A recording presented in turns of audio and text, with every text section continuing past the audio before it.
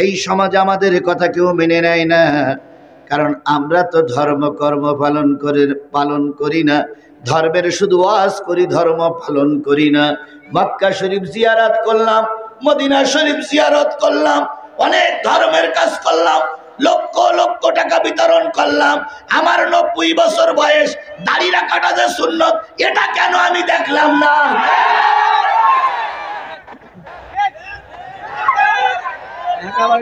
আমি এত কিছু করলাম, মক্কায় গেলাম, মদিনায় গেলাম, কম্বল দান করলাম, নিজের 3.5 হাত বডির ভিতরে ইসলাম নাই। তোমার এই কম্বল দিয়ে কোনো উপকার হবে বলে মনে হয় না।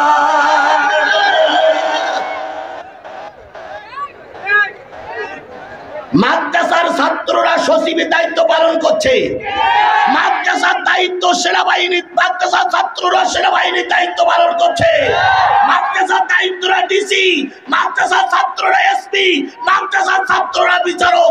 কে বলেছে মাদ্রাসার ছাত্ররা সব জায়গায় দায়িত্ব পালন করতে পারে না? ঢাকা বিশ্ববিদ্যালয় যতগুলো ছাত্র, ক শাখা সব ছাত্ররা মাদ্রাসার ছাত্র। মাদ্রাসা ছাত্ররা দায়িত্ব পালন করতে পারে না বললি আপনি হইল? আমরাও মৌলবী হয়েছি শুধু এই খয়রাত নেওয়ার জন্য? হুজুরের টাকা নিয়ে চলে যায়, তাহলে হুজুরদের এক জায়গার জন্য? হুজুরদের টাকা নিয়ে যদি আপনাদের ভালো না লাগে, আপনি সহজ করবেন।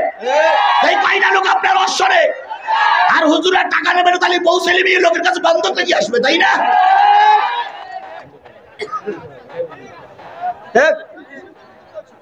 আপনাদের কে ডাকতে বলে আমাদের? আমরা কি পাই ঢেড়া ফিটাই ফিটাইছি যে হুজুরি দাওয়াত করো, হুজুরি দাওয়াত করো? কথাবার্তা যা বলতে হবে ভেবে চিন্তাই বলতে হবে। আমার ভাইয়েরা, আবু জাহেল বাহিনী চিন্তা করলো নবী মুহাম্মদ রাসূলুল্লাহ সাল্লাল্লাহু আলাইহি সাল্লামের দলে বহুত লোক হয়ে যাচ্ছে। এই সময় নবীকে বন্ধ করার জন্য একদল হুজুরের দরকার। এখন নবীর পক্ষের হুজুর আছে কোথায়? মক্কায় নাই, মদিনায় কোনো হুজুর পাওয়া যায় কিনা? চলো যাই। আবু জেহেল, উতবা, শায়বা, ওলীদ ইবনে মুগিরা, আবু লাহাব, 6 জন নেতা চলে গেলেন মদিনায়। যে মদিনার মানুষের কাছে খোঁজ নিচ্ছে, ভাই তোমাদের এখানে ভালো হুজুর আছে? তোমাদের এখানে ভালো হুজুর আছে? কেন? এই হুজুরি ডেকে নিয়ে যাব আমাদের হুজুর ঠকানোর জন্য। তোমাদের হুজুরির নাম কি? মুহাম্মদ রাসূলুল্লাহ সাল্লাল্লাহু আলাইহি সাল্লাম। ভাই, যখন আমরা বলি সব হুজুররা বদমাস, তখন এই গালাগালিটা আল্লাহ রসুল পর্যন্ত চলে যায়। কথা বলেন, কথা বলেন। হ্যাঁ, কিছু লোক, কিছু হুজুর ত্রুটিযুক্ত, সব হুজুর ত্রুটি মুক্ত নয়। আমাদের ভিতরে সবাইকে আমরা দুধি ধোয়া, আমার দোষ থাকতে পারে, সেই দোষটা তো রাকিবুলির ঘাড়ে চাপাই দিলে হবে না। আমার দোষ থাকতে পারে, সেই দোষটা তো আজারির ঘাড়ে চাপাই দিলে হবে না। আমার দোষ থাকতে পারে, সেই দোষটা তো আমির হামজার ঘাড়ের পরে চাপাই দিলে চলবে না। যে দোষ করেছে তাকেই দোষী বলেন, কিন্তু আপনি যদি গোষ্ঠী শুদ্ধ হুজুরদের বলবেন যে এই হুজুররা সবাই করে, তাহলে এখানে নবী মুহাম্মদ সাল্লাল্লাহু আলাইহি সাল্লাম পর্যন্ত গালিগালাজটা চলে যাচ্ছে। কথা বলেন, কথা বলেন, কথা বলেন। আরে ভাই, কার ইজ্জত আল্লাহ দেবে আর কার ইজ্জত দেবে না, ওটা আল্লাহর ব্যাপার। আল্লাহ বাজেট করে রেখেছে আগামী জাতীয় সংসদে কারা যাবে। আপনি একজন আরেকজনের বিরোধিতা করে পথ বন্ধ করবেন পারবেন না। সন্তান যখন আসার সময় হবে, মা তখন ঠিকই সংবাদ বলবে যে সন্তান আসতেছে। তুমি আর আমি যদি যতই বিরোধিতা করি, আল্লাহর কসম, আল্লাহর বিধানের পথ বন্ধ করা যাবে না। আমার ভাইয়েরা, যে জিনিসটা বুঝাতে চাচ্ছিলাম, 6 নেতা চলে গেছে কোথায়? মদিনায়। কি ঠিক করতে? হুজুর ঠিক করতে গেছে। হুজুর ঠিক করতে যে মদিনার লোকদের সে পরামর্শ করতেছে, তোমাদের এখানে কোনো হুজুর আছে যেই হুজুর আমাদের হুজুরকে ঠকাইতে পারে? সবাই মিলে বলল, ওই যে দূরে একটা বিরাট সিমসাম বাড়ি দেখা যায়, ওই বাড়িতে একজন মুরব্বী থাকে, তার নাম কাব। এই কাবের 2 জন ছেলে আছে, একটা হলো কাব ইবনে মালিক, আর একটা হলো কাব ইবনে আশরাফ। কাব ইবনে মালিক হলো এই সমাজের সবচাইতে বড় আলেম, এর চাইতে বড় আলেম আর আমাদের সমাজে কেউ নাই। ওই হুজুর, ইহুদি হুজুর, উনি তাওরাত জব্বুর ইনজিলের জ্ঞানে জ্ঞানী। যদি ওই হুজুরকে তোমরা ভাড়া করে নিয়ে যেতে পারো, তোমাদের এলাকায় যে মোহাম্মদ কালেমার দাওয়াত দেয়, এই মোহাম্মদ এই হুজুরের কাছে টেকবে না, কারণ এ হুজুর হইল টাকাখোর হুজুর। হুজুর কি খোর? কিছু কিছু হুজুর আছে কমিটি যে কায়দায় বলে সেই কায়দায় ওয়াজ করেছে, কারণ পকেটে বড় অঙ্কের টাকা পড়েছে। বড় অঙ্কের টাকা খেয়ে যদি কোনো ব্যক্তি কোনো আলেম কোরআনের বিরুদ্ধে কথা বলে, ইসলামের বিরুদ্ধে কথা বলে, আপনার কথাটা তাদের সঙ্গেই মিলা।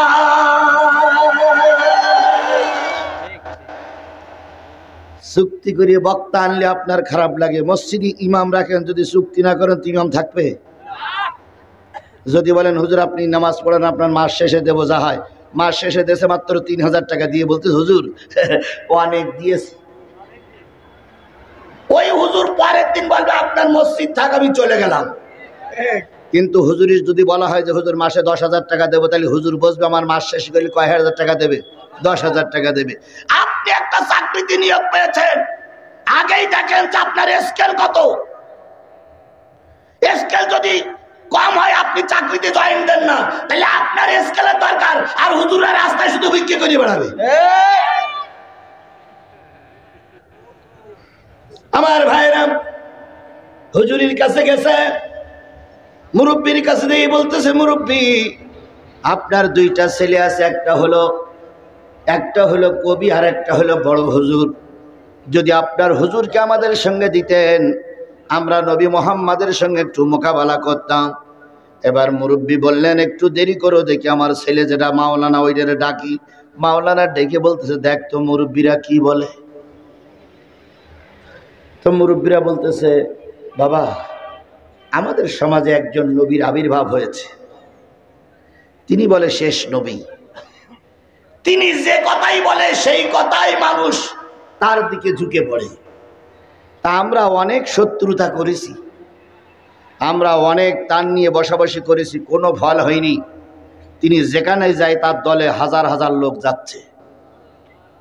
এখন তুমি কি এই মুহাম্মদ সাল্লাল্লাহু আলাইহি সাল্লামের মোকাবেলা করে ওর থেকে আমাদের এই জাতিটা বিপদ থেকে মুক্ত করতে পারবা? কাব ইবনে মালিক বললেন, হ্যাঁ পারি, কিন্তু আমার এই ঠকানোর বিনিময়ে আমাকে 7 বস্তা টাকা দেওয়া লাগবে।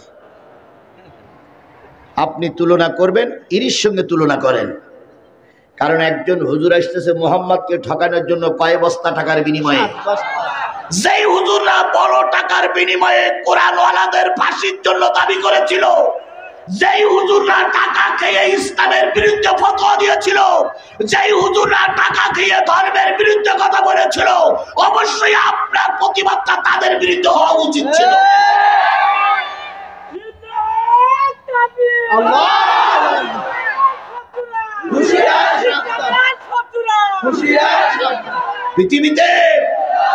পৃথিবীতে এমন কোন স্বৈরাচার দেখা যায়নি যে স্বৈরাচার পালিয়ে যাওয়ার পর মন্ত্রীরা পালিয়ে গেছে, এমপিরা পালিয়ে গেছে, এমনকি ওই দলের প্রতীক চিহ্ন ব্যবহার করে যারা মেম্বার হয়েছিল তারাও পালিয়ে গেছে, এমনকি ওই দলের চিহ্ন নিয়ে যারা সমাজে নেতৃত্ব দিয়েছিল তারাও পালিয়ে গেছে, ওই দলের দালালি করে যারা ইমামতি করেছিল ইমামও পালিয়ে গেছে। বাইতুল মোকাররমের খতিব নাম কি? মুফতি রুহুল আমিন পালাইনি। তারপর ফরিদউদ্দিন মাসুদ পালাইনি,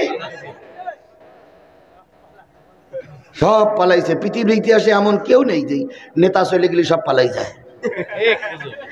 এরশাদ মার খেয়েছিল কিন্তু নেতা কর্মীরা দেশে ছিল। খালেদা জিয়া দেশ ছাড়িনি, খালেদা জিয়ার নামে মামলা হয়েছে কিন্তু নেতা কর্মীরা পালাই যায়নি। বাংলাদেশ জামাত ইসলামের শীর্ষস্থানীয় নেতাদের ফাঁসি হয়েছে, মামলা হয়েছে, জেলে গেছে, রাজপথে গুলি খেয়ে মরেছে, তবুও ময়দান থেকে পালিয়ে যায়নি। ঠিক কাদের ভয় দেখাও?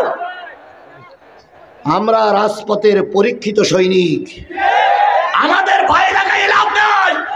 ভয় দেখাবা কাপুরুষ মুনাফিকদেরকে, যখন ময়দানে ব্যাঙের মতন সবাই পালিয়েছিল তখন জিহাদি ময়দান কাঁপিয়ে কথা বলেছে। আর এখন বসন্তের কোকিল হয়ে ভুল ধরো ওর ভুল ধরো, নিজের চেহারাটাকে আয়নায় দেখো, আয়নায় দেখো, আয়নায় দেখো,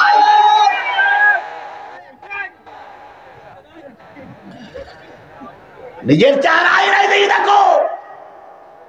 90 বছর বয়স হয়েছে এখনো দাড়ি উঠিনি।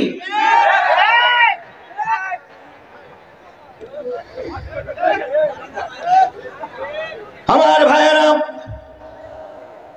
যে জিনিসটা বোঝাতে চাচ্ছিলাম সেটা হলো আল্লাহ নবী সাল্লাল্লাহু আলাইহি সাল্লামকে ঠকানোর জন্য মদিনায় গেছে এরা কি ভাড়া করার জন্য। সেই হুজুরটার নাম হলো কাব ইবনে মালিক। কি নাম? আরো জোরে বলেন, কাব ইবনে মালিক। একটা জিনিস মনে করবেন, এই কোরআনের সঙ্গে কোরআনটারে বই বলা যাবে না, কখনোই কোরআনটারে বই বলা যাবে না, কারণ কোরআনের নাম হচ্ছে কোরআন শরীফ। কথা বলেন, কথা বলেন, কথা বলেন। আপনি কোরআনকে বইয়ের সঙ্গে তুলনা করতেছেন।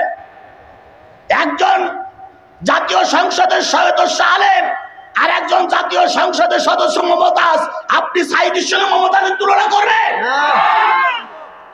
আপনার কাছে বই হতে পারে, আমার কাছে সবচেয়ে জীবনের সবচেয়ে পবিত্র কিতাব হচ্ছে আল্লাহর কোরআন।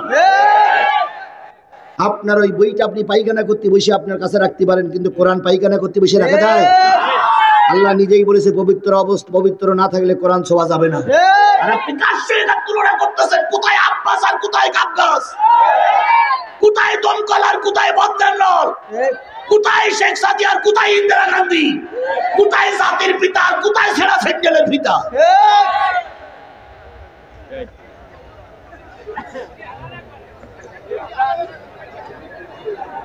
অনেকদিন ঠান্ডা হয়েছিলাম, কিন্তু আসলে আমার মাথাটাই গরম করতেছেন আপনারা। আমার ভাইরা, যে জিনিসটা বুঝাতে চাচ্ছিলাম সেটা হলো আল্লাহ নবী সাল্লাল্লাহু আলাইহি সাল্লাম কে ঠকানোর জন্য ওরা একজন হুজুর ঠিক করলো। সেই হুজুরের নাম হলো কাব ইবনে মালিক। কয় বস্তা টাকার বিনিময়ে? 7 বস্তা। আবু জেহেল হুজুরের সাথে কন্ট্যাক্ট করে বাড়ি এসে বলতেছে, এবার এই লাইন ভালো। কেন? হুজুর মারার জন্য হুজুর ঠিক করেছি। 7 বস্তা। কয় বস্তা টাকার বিনিময়ে? এই হুজুর এসে এই হুজুরির ঠকাই দেবে। ওই হুজুর আবার বলেছে আমি 3টে প্রশ্ন করবো। একটা হলো শরিয়াতের প্রশ্ন, একটা হলো মারফতের প্রশ্ন, আরটা হলো আর আধ্যাত্মিক প্রশ্ন। শরিয়াতের প্রশ্নে তোমার মোহাম্মদ যদি দিতে যায় আধ্যাত্মিক প্রশ্নে ধরবো, আধ্যাত্মিক প্রশ্নে যদি দিতে যায় মারফতি প্রশ্নে ধরবো। একটা না একটা প্রশ্নেই ধরিয়ে ফেলবো। তোমরা লোকজন ঠিক করে রাখো, শুধু একবার বলো হয়নি আর তোমরা পিটান শুরু করবা, কারণ মোহাম্মদ এই সমাজের ফিতনা সৃষ্টি করতেছে মনে হয়। সুতরাং এরে মেরে দিতে পারলে ইহুদিরা চিরকাল জিতে থাকবে। কাফের চেনা যায়, মুসলমান চেনা যায়, কিন্তু মুনাফিক চেনা যায় না। আজকের সমাজে মুনাফিকরা সবচেয়ে চরম ক্ষতি করতেছে। আমরা একদল স্বৈরাচারীরে তাড়াইছি, আর এক দল যদি ওই স্বৈরাচারের ভূমিকা পালন করে তাহলে ওই স্বৈরাচারের তাড়াই লাভ কি? ওই স্বৈরাচার তো ভালোই ছিল, আমাদের আগে মাহফিলে কথা বলতে দিত না স্বৈরাচারেরা। আপনারা যদি একই ভূমিকা পালন করেন তাহলে ওদের তাড়িয়ে লাভ কি? ওরাই তো ভালো ছিল। আপনাদের যত সম্মান দিচ্ছি তত আপনারা ঘাড়ের পরে দাঁড়ায় দিন দিন দিন দিন দিন দিন দিন দিন করে নাচতেছেন। যত আপনাদের স্যালুট দিচ্ছি তত ঘাড়ের পরে দিন দিন করে নাচতেছেন। আমরা কিন্তু ভারত থেকে পাসপোর্ট করে আসিনি, আমরা মায়ানমার থেকে পালে আসিনি, আমরা আসমান থেকে নাজিল হইনি, জমিন থেকে ফুটে আসিনি। আপনার উল্লাপাড়ার কথা বলার অধিকার আছে, আমারও কথা বলার অধিকার আছে, কারণ আপনি বাংলাদেশের নাগরিক, আমিও বাংলাদেশের নাগরিক। দীর্ঘক্ষণ বসে থাকলাম আপনার জন্য, এরপরে মাইক বন্ধ করে আপনারা সবাই দিলাম, আর আপনি সময়টা এইভাবে কাজে লাগালেন। আপনার বিবিকে একটু বাঁচবে না? 40 মিনিট আপনার জন্য বসে থাকলাম, আর আপনি আমাকে মাইক দিয়ে 5টা মিনিট বসে থাকতে পারলেন না। বিবেক বাজারে কিনতে পাওয়া যায় না। যদি কিনতে পাওয়া যেত তাহলে 2 টাকার বিবেক কিনে অন্তত এই সমস্ত লোকদের খাওয়ানো দরকার ছিল।